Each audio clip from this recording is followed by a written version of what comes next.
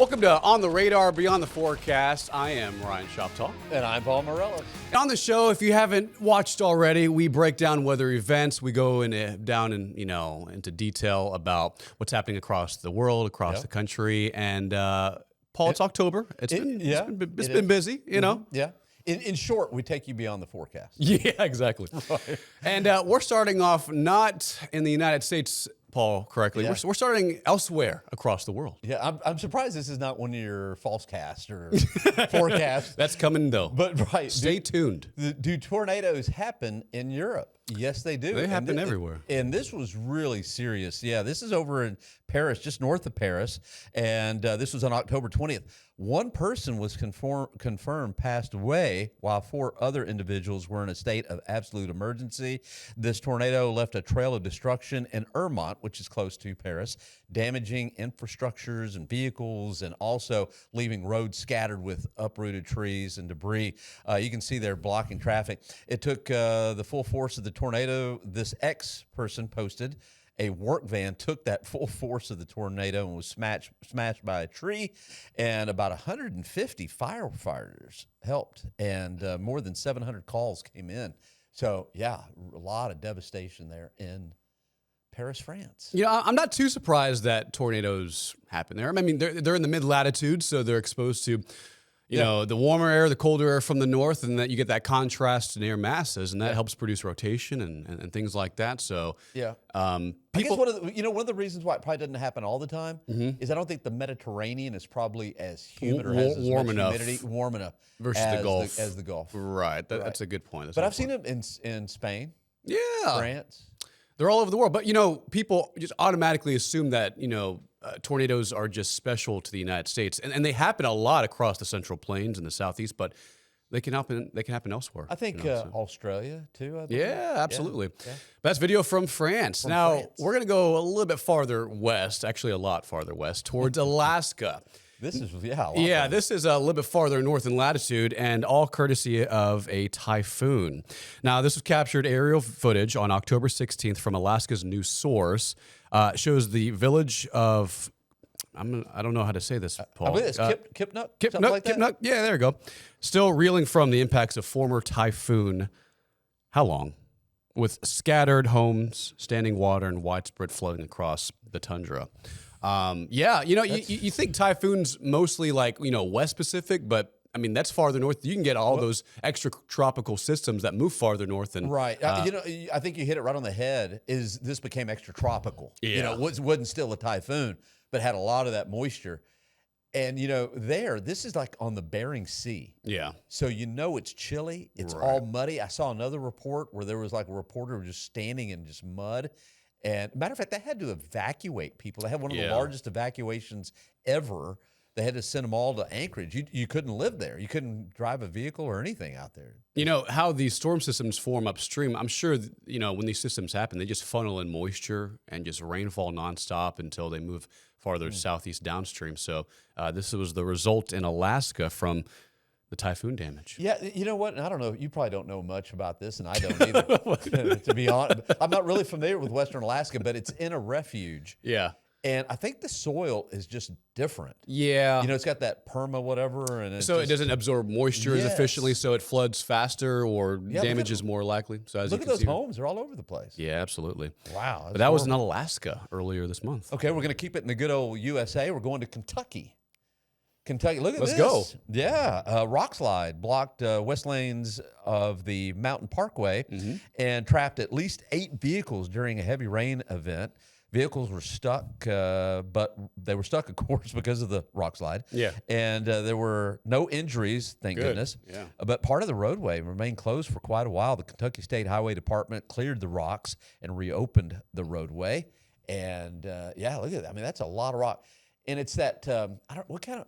That's the West Coast, you said? No, it's Kentucky. Oh, it's Kentucky. Oh, man. Okay, so farther east. I think they do a little coal mining up there. Yeah. Because that's what it looks like. Well, also, rock. the higher elevations from Kentucky to the Appalachians, I mean, it's more mountainous, and the terrain's a little bit more hilly, so that can definitely happen. So, but that can definitely cause problems on the roadways. Yeah, I've never been stuck in a rock slide. Yeah, me neither. I mean, from Texas, there's just not too much of a concern there for could mudslides. be, Yeah, in but some places, but maybe like the hill country or like, far west Texas. way out in the you know, Chisos but Mountains or the Guadalupe Mountains. yeah. Yeah. But that was in Kentucky. All right. Let's go farther west towards California to the Sierras and take a look at this. Heavy snowfall fell across the western half. I got to stop you real quick. Yeah. That is pretty. That is very, very gorgeous. Paul, I appreciate your input. Anything else? No, I just had to stop because I was that busy is pretty. talking, and you just wanted to. I just wanted to butt in. No, really, that is pretty though. Yeah, California's northern Sierra got its first real taste of winter, which is kind of early, right? I know it's the higher elevation of California, but That's only October. to get heavy snowfall in like early to mid-October is Yeah. Well, that is footage of that from around the 15th as snow, cold temperatures, and a winter storm warning was issued for this part of California. Yep. And it moved through the region with snow coming down hard. And as you can see, the accumulation was just intense. So, Okay, what am I doing? you are skiing, my good sir. You knew it. You Yeah, knew it. yeah. It's like you already knew what I was Well, going to do. I've been snowboarding, but I have yet to go skiing, and I really want to. And I've one done day. the opposite. I've gone skiing many, many times, but I've never really snowboarded. Did you ever skateboard as a kid? Never snowboarded. Always, but skiing. I've But skied, like, did you have any experience as a kid, like skateboarding or being on like? Oh, skateboarding. Yeah, like, Yeah, it's similar. It's not the same because snow is just so volatile. Well, it's I can just tell so you slick, this: it's a painful process when you first start off snowboarding. Yeah. It's like face plant, back Oh, for plant, sure, yeah. face plant, back plant. Yeah, I wanted to take lessons, but they were just too expensive, and now I regret it because I wanted to learn more about skating and snowboarding. But How long did it take you to get it? dude, I never got it. That's the thing, That's the problem. I wish I'm telling you, man, it's you need tough. to invest money into learning Yeah. how to ski and snowboard. But, That's why I've stuck to skiing because I know I can have fun with that. Yeah. And I don't have to have the pain. Yeah, 'cause well, there's a lot that of is pain. beautiful footage from California. That's beautiful. You know what? We're going to stay in California. Let's do it. I believe this is 2 shows in a row that we've had Hollywood. Hollywood. We had Hollywood, Florida before with the King Oh, Tide. good point. Yeah, And yeah. this is Hollywood, California. Look at this. Motorists in North Hollywood navigated floodwaters from a storm that swept through on October the 14th.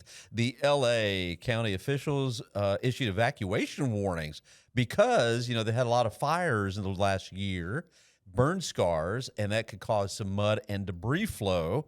And anyone in those areas needed, they had to leave at just a moment's notice. But a lot of rain in California. Is it just flood prone in Southern California, or is it because of like different like atmospheric river events and different weather systems? Moving off the West Coast, that can produce just heavy amounts of rain. Yeah, they had that big that big storm system, Right. and you saw the snow in the Sierra. Yeah. Well, they had a lot of rain too there in Southern California. Who says it doesn't rain in Southern California? I mean, they have beautiful weather most of the time, but when it comes down, But when it rains, it pours. It pours.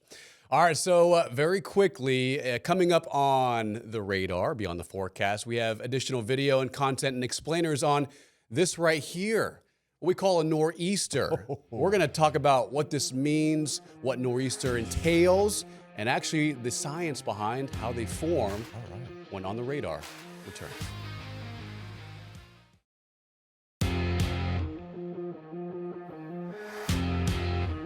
And welcome back to On the Radar, Beyond the Forecast. All right, we're going to talk a little bit about that phenomenon called nor'easter. So tell us a little bit about it, because some folks may not know exactly what a nor'easter is. Well, let me ask you, nor'easter is just short for like the northeastern United States, storm systems that typically impact these states of this part of the country, of that part of the country. Exactly right. Yeah. And they can be really mean. You've got the cold waters of the Atlantic, and sometimes you have the warm waters of the Atlantic too, and cold. The Gulf Stream going up Yes, the East Coast exactly. and the cold air from the north. So it just wraps Exactly. around into a large storm system. So. Yep.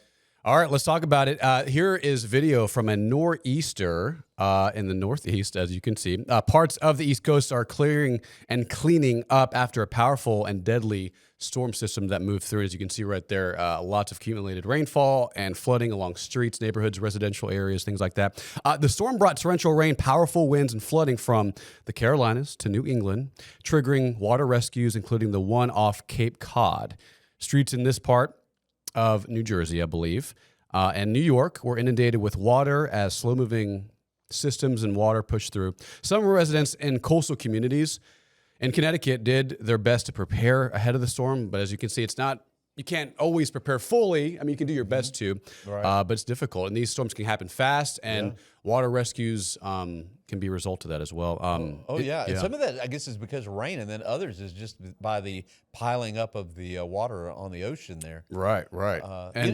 Yeah. In New York City, a 76-year-old woman passed away after she was struck by a solar panel that blew off a nearby carport during the storm. Because we were talking about earlier that high winds can be a result from nor'easters. I mean, people think of snowfall, heavy rain, flooding, but high winds are a huge factor in forecasting nor'easters. Oh yeah. There's no doubt about that. I mean, especially the deeper the area of low pressure, the tighter the pressure gradient, and therefore the stronger the winds.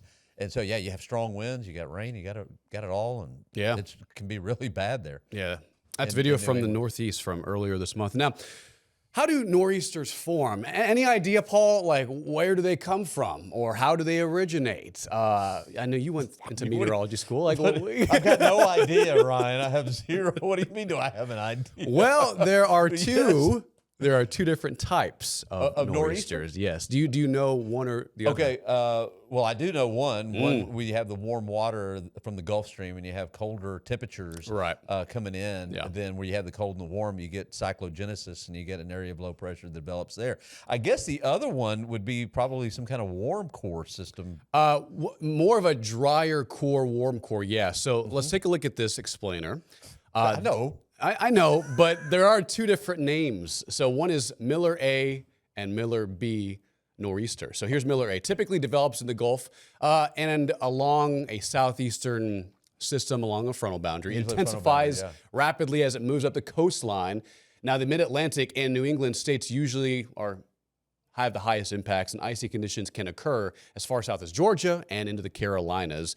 Severe weather is also a concern and possible in Florida and the southeastern United States.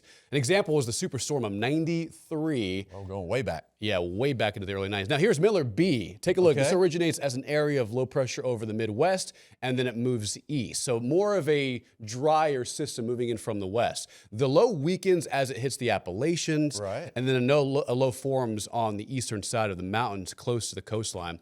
The warmer Gulf water helps intensify it as it turns north, and then heavy snow for New England, the mid-Atlantic, will help fuel these storms. An example of that would be back in 2010, February 5th and 6th, the North American blizzard. Okay. So, Miller A, Miller B, nor'easters. I just took you back to school. You did, and I'll be quite honest. I knew about Miller A, but I wasn't too familiar. Really, I wasn't too familiar with Miller B. Right. But it makes sense. And so, that's why you watch Beyond the Forecast. You learn beyond. On the radar. Yeah. All right, let's go to Arizona for our next weather video. We had weather damage across the desert Southwest, so this is additional video from that part of the state. So take a look at this. Tuscan Fire was dispatched to a 4th Swift water rescue along the river basin there. The first unit on scene reported water up to the door of a Camaro. The driver had climbed onto the roof after water started to coming into the vehicle.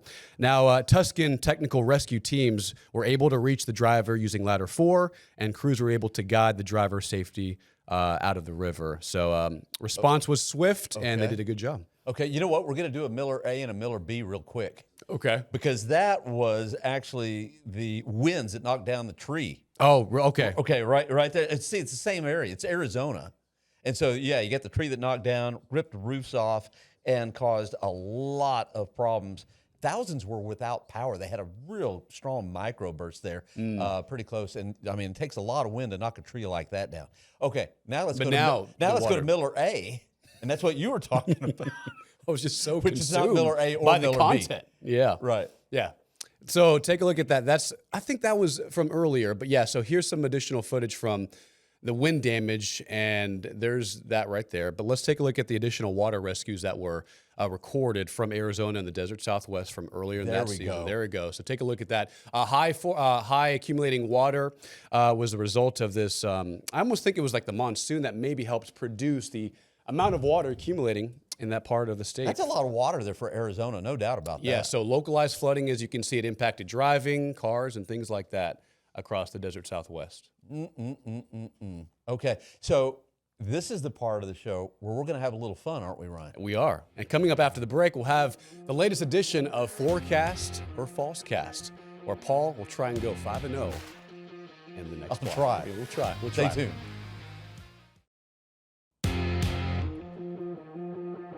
Welcome back to On the Radar Beyond the Forecast. We're going to continue things with weather trivia with forecast or falsecast. Now, the last time we did this, Paul, you did okay. I think you got a 50%, and I want you to do better this time around. Excuse me. I'm sorry about that. It was 60. You can't get a 50. My fault. on five. But, you know, I wouldn't say 60s per passing, but okay.